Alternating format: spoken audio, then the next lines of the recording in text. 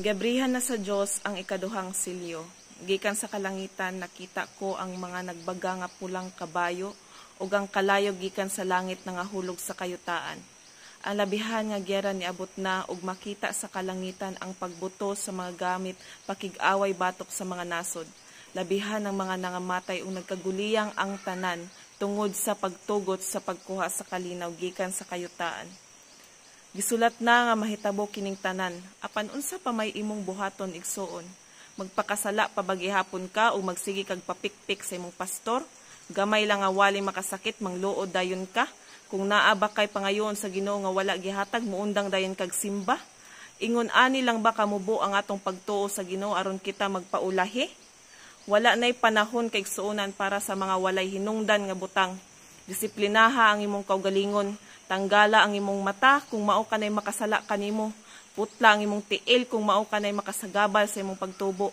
Badlo nga ang imong kaugalingon kay wala kay pagtuo. Badlo nga ang maot nimo nga batasan kay og maabtan ka sa Ginoo nga wala na puno siyang presensya o wala ka nag-uban dira sa Ginoo kay wala na kanimo ang balang espiritu itambog ka unya sa linaw nga kalayo. Ayaw pagpasagad kay gamay na lang ang panahon ug wala ka nangandam magmahay ka. Pag hinulsol igsuon kay dili pa iwit ang tanan, ayaw na pagpakasala og hibaloi ang Dios nga labaw sa tanang butang. Unsaon man nimo pagpahimuot sa kalibutan, kay gikan ko ni ana, apan kabalo kong dili nimo makita ang imong kalipay ni anang mga butanga, maski pag unsa kadaghan ang imong mga bahandi, maskin pag kumpleto na imong pamilya o nakig-uban ka sa imong mga barkada, kabalo kong hawang ang imong kasing-kasing. Wala kay kalipay sa pagsunod-sunod sa kalibutan igsuon. Mao nang dawata si Jesus nga akong ginasulti nimo karon.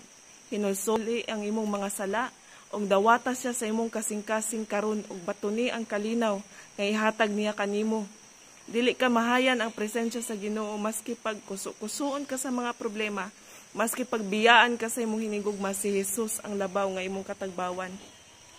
Og karon ang adlaw sa imong kaluwasan igsuon, musabay ka sa akong mga pag-ampo.